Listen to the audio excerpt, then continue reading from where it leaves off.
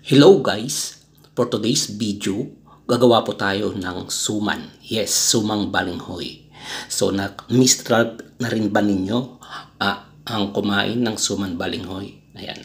Ako, tatry ko na rin kasi nagkikrave ako nito. So, bumili ako sa palengke ng 1 kilong kamuting kahoy. Ayan. At pagdating ko sa bahay, binalatan ko, hinugasan ng mabuti at ginadgad ko na kaagad. Ayan. Ang hirap pala magadgad guys.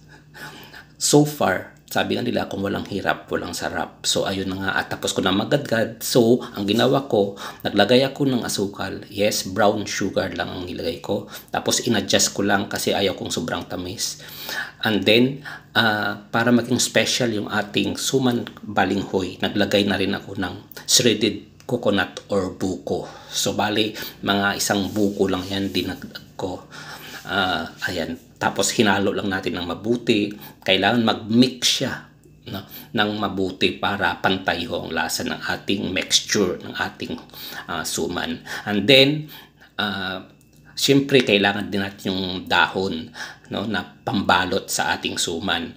So, ang ginawa ko sa dahon, ayan, ininit ko muna siya sa apoy o dinarang ko muna siya sa apoy. Kumbaga sa Bisaya, ginaang sa apoy. Ang purpose niyan para pag nagbalot po tayo, hindi siya agad-agad mapupunit yung dahon natin.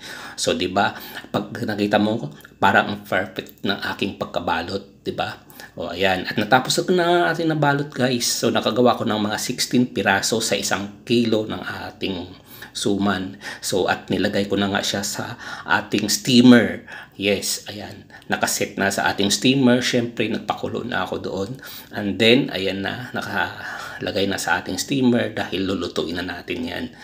So, after 45 minutes to an hour, ayan, chinek ko na at tinignan yung ating suman. Ayan, at luto na nga siya. So, sabi ko, try na natin kasi nakakatakam na. Ang sarap nito guys, promise. Try niyo gumawa. Ayan, at nagbukas agad ako ng 2 piraso kasi gusto ko nga matikman at patry kung gaano kasarap ang aking sumang balinghoy. Ayan, at ang kunat niya guys, di ba? At nakikita nyo, may strips pa ng coconut o shredded coconut, di ba? Ang sarap niya. Masarap to guys sa kape, promise, o kaya sa tsaa. At masarap merienda. Kaya pag may time kayo, try ninyong gumawa.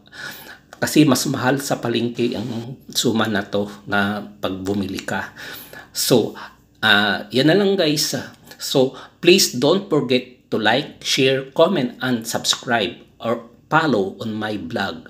Thank you so much for watching. Bye!